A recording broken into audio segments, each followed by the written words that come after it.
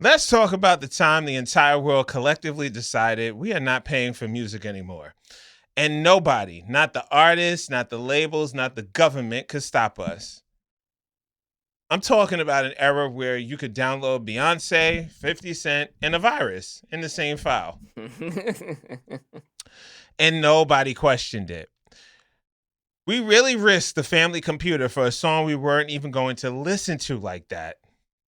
History was ghetto. Let's get into it.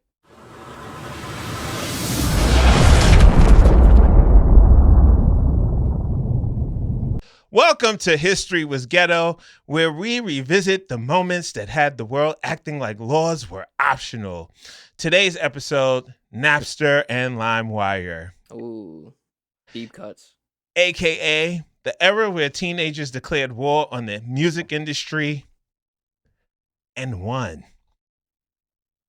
So let me break it down simply. Napster equaled sharing music with strangers. LimeWire equaled the Wild Wild West of the internet. $18.99 for a CD that cost the label 80 cents to make. So music went from $18.99 at Best Buy to free in your bedroom. Napster was the first time regular people realized, oh, we can beat the system. Let's jump into what I'm calling the digital heist. Dun, dun, dun. Everybody became a criminal overnight. Overnight, everybody had access to everything. No subscription, no password, no shame. If you're watching this and acting like you didn't do this, you're lying. Okay? We didn't call it stealing, though. We called it downloading. You could download an entire album before your mom called you for dinner. People had 10,000 songs and couldn't even name 5. And of course, you had that one friend with every song. You'd go to their house just to use their computer. They had folders inside of folders inside of folders. A whole filing system organized by genre, by year, by mood. This person was not okay. But you needed them. And their computer sounded like it was fighting for its life. Every fan running, the whole desk vibrating. Child, that computer was tired. It had seen things. We didn't grow up stealing music. We grew up redefining ownership. Now, let's get into the next segment, LimeWire Chaos. You might get the song or you might get ruined. And this right here is when the internet got ghetto. LimeWire wasn't a platform. It was a gamble. We trusted a random file named Usher _real MP3 more than we trust people today. Let me walk you through a LimeWire session because this was a whole experience. First, you had to wait for your parents to get off the phone. Because if someone called the house while you were downloading, the internet disconnected. Gone. All of it. You lost everything. So you're sitting there guarding the phone like it's a crime scene.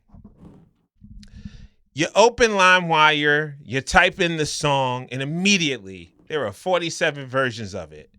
Yeah, Usher Clean, MP3. Yeah, Usher featuring Little John, Full HQ, MP3. Yeah, Real, No Virus, MP3. The one that said no virus was always the virus. Always. So you pick one, you hit download, and now you wait. The progress bar comes up. It says 47 minutes remaining. You leave. You come back. It says 1 hour, 12 minutes remaining. You come back again, 23 minutes. You come back one more time, 2 days remaining. And we accepted this. We sat with this. We were okay with this. Finally, it finishes. You double click it. The song starts playing, and it's the wrong song. It's not even close to the right song. It's somebody's uncle playing guitar in a different language. And you deleted it, and you went back, and you tried again. We were built different. And then one day, your computer just stopped. It got slow, real slow. And you knew exactly what you did, but you couldn't tell anybody because then they'd know you were on LimeWire.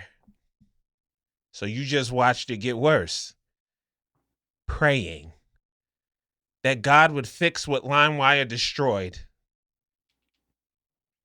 He didn't. You downloaded Yeah by Usher and got a man coughing. Half the song started with DJ and you just accepted it. Trust me. Everybody downloaded Sierra's Promise and AOL First Listen. That you actually thought that was the intro of the song.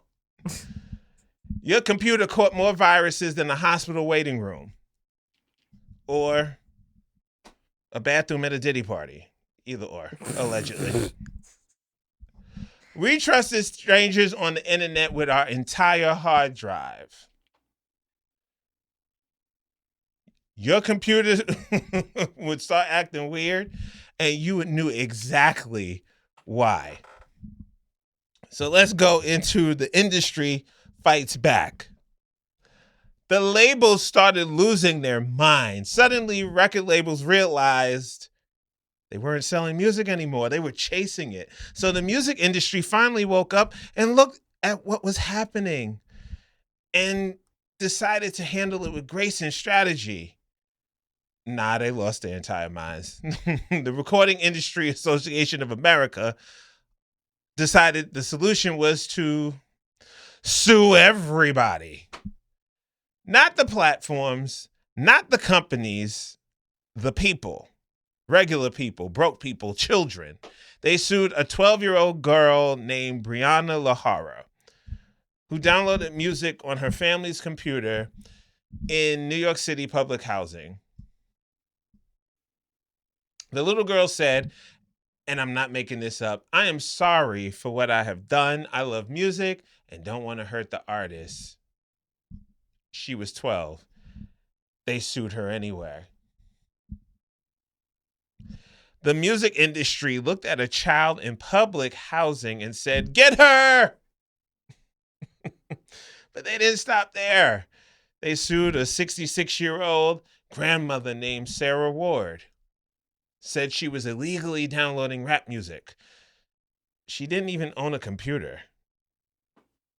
The fuck?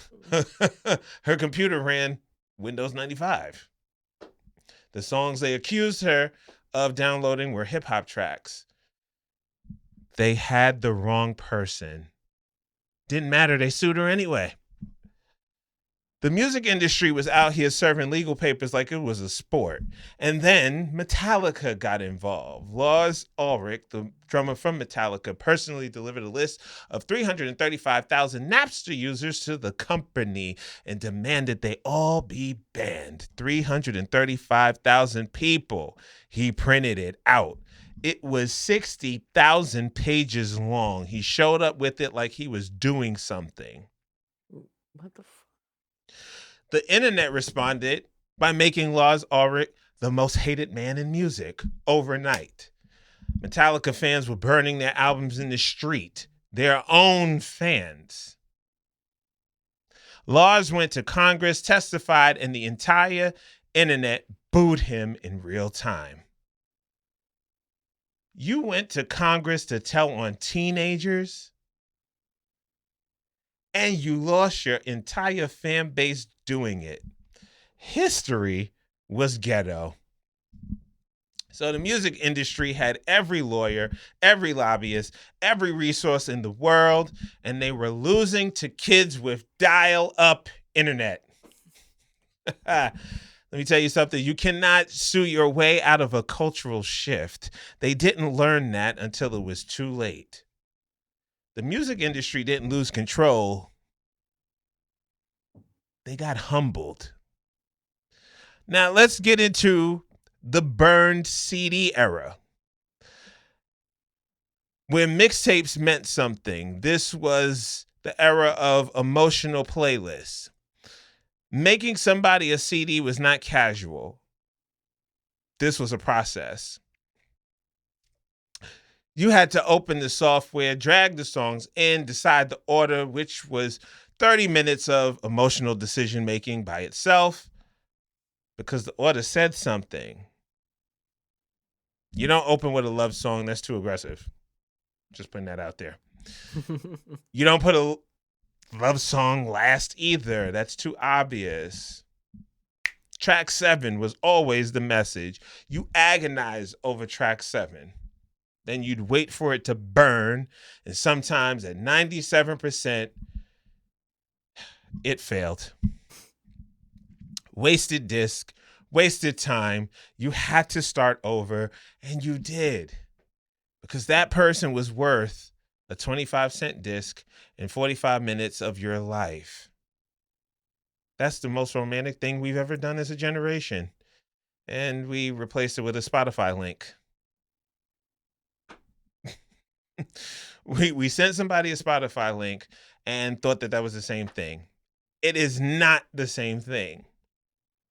If somebody makes you a CD, they liked you. So track 7 was always the message. People curated playlists like relationships depended on it. That was the first time people realized music wasn't just something you listened to, it was something you gave. Now let's get into the downfall of shame.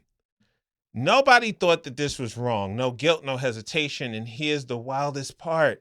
The person who started all of this was 18 years old. Sean Fanning, college dorm, 1999, built Napster in a few months and accidentally destroyed the music industry. He wasn't trying to rob anybody. He just thought sharing music with people was cool. And within a year, 80 million people agreed with him. 80 million. That's more than most countries.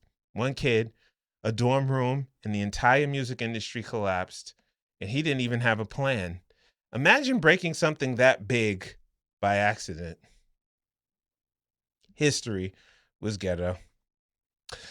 Napster didn't just change music, it changed how we think about ownership.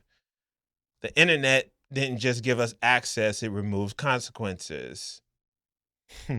We didn't steal music, we just abolished pricing. Now let's go into the cultural impact and what this era did to society. Let's really talk about what this era actually did to us. Not to the music industry, to us. Before Napster, if you wanted a song, you had to want it enough to drive somewhere and pay for it. That friction was actually doing something. It was making you decide if you really wanted it. Napster removed that decision. And once you remove the friction from getting something, you stop valuing it the same way.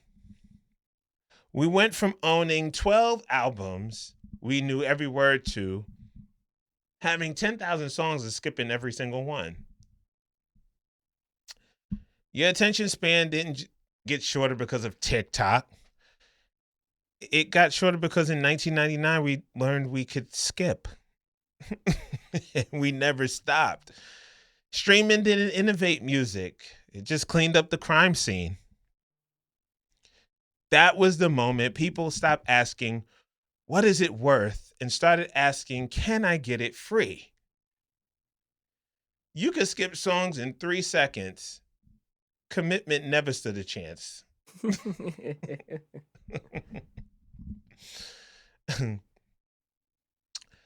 Now, let's look at a lens of this perspective. If it happened today, you know what the modern LimeWire is?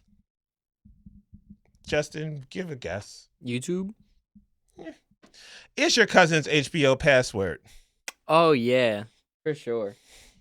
You didn't pay for it. You don't know whose name it's in. You're not even sure it's even legal. And when it stops working, you just text your cousin. Nothing changed. We just got more comfortable about it. And in my final verdict, let's give this era its proper rating. Mess level, 10 out of 10. Criminal behavior, 11 out of 10. Yes, 11. We exceeded the scale. Regret, 0. Absolutely 0. We would do it all over again. We are doing it again. It's just called a family plan now. Pretty much, yeah. And the craziest part, we were right. Not legally, obviously not legally, but culturally, we were right. Music was overpriced. The industry was extracting, and a generation of people collectively said no. Without a meeting, without a plan, without a leader. Just everybody did it at the same time. That's not theft, that's a movement. A very illegal, very chaotic, very ghetto movement, but a movement. We robbed the music industry and then streamed the evidence. I guess we were NWA 2.0. And we did it as a family. Yes. Now, be honest. What's the first song you illegally downloaded? Don't lie. Drop it in the comments. Also, did LimeWire ever destroy your computer? Comment either my computer died or I got away with it. No wonder why I was going through so many damn laptops. Went through the Sony Vaio, the HP. Had like 4 different laptops before. My sister would burn all of them for me, so I was perfect. I ain't own a single one of them shits. I ain't lose nothing. And if you've never seen History Was Ghetto before, first of all, where have you been? Subscribe, follow, do whatever the algorithm needs from you, because we've got a lot more history to get into. And trust me, it's only going to get more ghetto from here. People act like streaming saved the music industry. Streaming didn't save anything. A generation of people decided music should be free, and the industry had to build a whole new business model around that belief. We didn't lose that fight. We just let them put a monthly fee on our victory. History was ghetto, and we're still paying for it $12 at a time.